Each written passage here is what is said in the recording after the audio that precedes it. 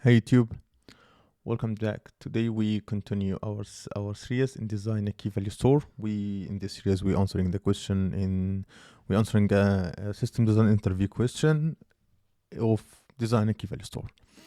So in the previous video we talked about the data partition, and we said that if we have a lot of amount of data, it's not possible to store them in one server, and a good idea is to put this data into more manageable into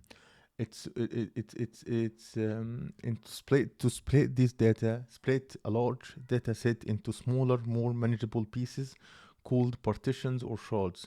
And each partition contains a subset of data and can be stored on separate servers or storage devices. And we said data partition offers several advantages in terms of performance, scalability, and manageability. And we use the consistent hashing, and we just put our servers on the hash ring, and we hash the keys on the same ring. And if we want to store specific key with a specific server, we go clockwise. But right now we want to discuss data replication, which will be we want to answer the question is that we want to achieve high availability. So to achieve high availability and reliability, data must be replicated synchronously over more than one server. So when more than one server is configurable parameter, these servers or choosing using specific logic like key map or stuff like that. What that means, let's first get in depth what is data replication, and just to understand why we need data replication. So first sorry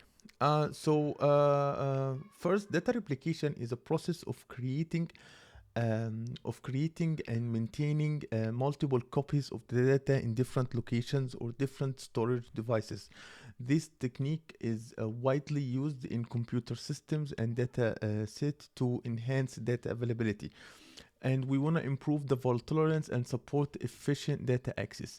So if we have this data and this server has been full, this server, for example, this server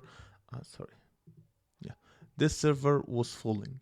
So this data will be gone with it. So this data is not available anymore. How can we access it? We want to have 100% availability. And if we can't find a specific data, we can, in one node, we can find it in the other. So we do something called data replication, which is basically the data, and instead of saving the data in one server, we save the data in more than one server. We save it in multiple or three devices. So let's just clean all of that so we can understand it. Let's assume that we have one key here and we have 4 servers. Okay. So to achieve maximum availability, let's see, we have this key. We will store it and we'll go clockwise, we store it in the server. But if this server go down, the data will not be available, that will be gone. But we don't want to have that. Data will be gone until the server is back again. So what we want to do is we want to store this in multiple servers. So we replicate it and create multiple copies of this key into multiple servers. And there is something that we can achieve. This improve the data availability, and data replication ensure that multiple copies of the same data are available in different locations or different servers. This enhance data availability and accessibility, reducing the risk of data unavailability due to the server failure or network issue.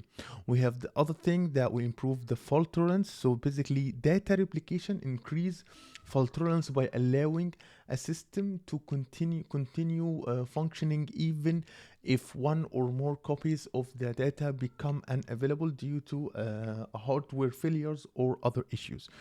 In other thing, in scenarios where one copy of the data is lost or inaccessible, other replicas can still provide the same data access.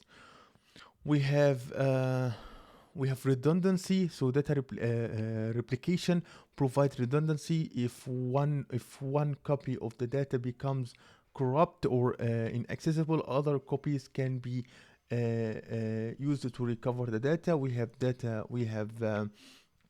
have faster data access because data application can lead faster data access for read operations. Clients can retrieve data from the nearest or the least load replica, reducing latency. We have the disaster recovery and replicating data to, for example, geographically distribute locations can serve a disaster recovery strategy in the event of like a big failure to one location. And it's really one of the most powerful thing and one of the most unique thing in this application.